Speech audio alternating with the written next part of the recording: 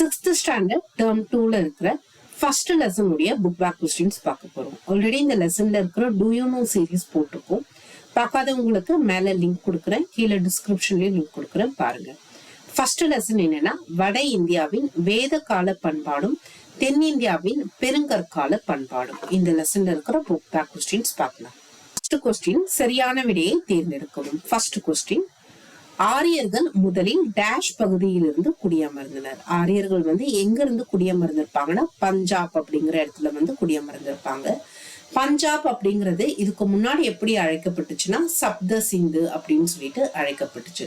அதாவது 7 ஆறுகள் ஓடும் நிலப்பகுதி அப்படின்னு சொல்லிட்டு பொருள் பஞ்சாப்க்கு.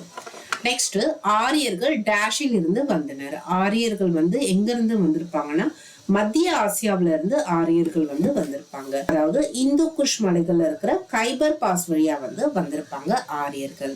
நம் நாட்டின் தேசிய குறிக்கோள் வாய்மையே வெல்லும் டேஷில் இருந்து எடுக்கப்பட்டது. எதுல இருந்து எடுத்திருப்பாங்கன்னா, உபநிடதம்.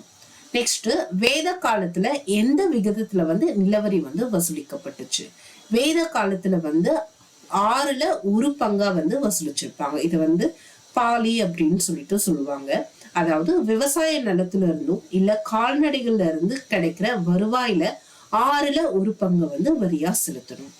நெக்ஸ்ட், கூற்று காரணத்துடன் ஒப்பிட்டு சரியான விடையை தேர்ந்தெடுங்க. ஃபர்ஸ்ட் கூற்று, வேத காலம் குறித்து கற்க அதிக அளவு இலக்கிய சான்றுகள் மற்றும் பயன்பாட்டு பொருட்கள் சான்றுகள் கிடைத்துள்ளன. இது தப்பு. இலக்கிய சான்றுகள் மட்டும்தான் நமக்கு கிடைச்சிருக்கும். காரணம், 4 வேதங்கள், பிராமணங்கள், ஆரண்யங்கள் மற்றும் உபநிடதங்களை உள்ளடக்கியதே ஸ்ருதி ஆகும். இலக்கியங்களை 2ஆ பிரிச்சிருப்பாங்க. அதாவது ஸ்ருதி, ஸ்மிருதி அப்படின்னு சொல்லிட்டு. ஸ்ருதி அப்படின்னா என்னன்னு பாத்தீங்கன்னா, ஒரு கருத்தை வாய்மொழி மூலியமா ஒரு தலைமுறையில இருந்து இன்னொரு தலைமுறைக்கு எடுத்து சென்றிருப்பாங்க. ஸ்மிருதி அப்படிங்கிறது என்னன்னா, எல்லாமே எழுதப்பட்டிருக்கும். சோ கூற்று தவறு, காரணம் கரெக்ட். ஆப்ஷன் டி தான் கரெக்டான ஆன்சர். கூற்று தவறு, காரணம் சரி. நெக்ஸ்ட், தீபகற்ப இந்தியாவிலிருந்து ரோம் நாட்டிற்கு எஃகு ஏற்றுமதி செய்யப்பட்டது என்றும் அதன் மீது அலெக்சாண்டரியா துறைமுகத்தில் வரி விதிக்கப்பட்டது என்றும் பெரிப்ளஸில் குறிப்பிடுகிறார்.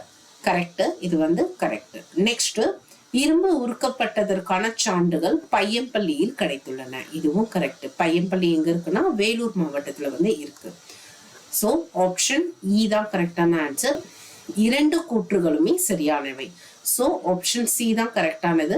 2 கூற்றுகளுமே சரியானவை. அடுத்து 3, வேத கால சமூகம் தொடர்பான கீழே கொடுக்கப்பட்டுள்ள கூற்றுகள் எது தவறானது? ஃபர்ஸ்ட், ஒரு கயம்பெண் மறுமணம் செய்து கொள்ளலாம். இது கரெக்ட். நெக்ஸ்ட், குழந்தை திருமணம் பழக்கத்தில் இருந்தது.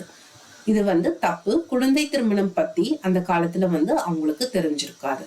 நெக்ஸ்ட், தந்தையின் சொத்துக்களை மகன் மரபுரிமையாக பெற்றான். இது கரெக்ட். மகனுக்கு கிடைச்சிருக்கும், மகளுக்கு கிடைச்சிருக்காது. உடன்கட்டை ஏறுதல் தெரியாது. இதுவும் கரெக்ட்.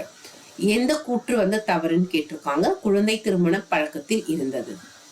இது இருந்திருக்காது.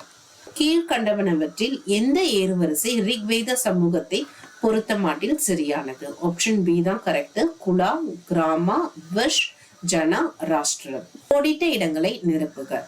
வேத பண்பாடு டேஷ் இயல்பை கொண்டது. ரத்த உறவு இயல்பை கொண்டிருக்கும்.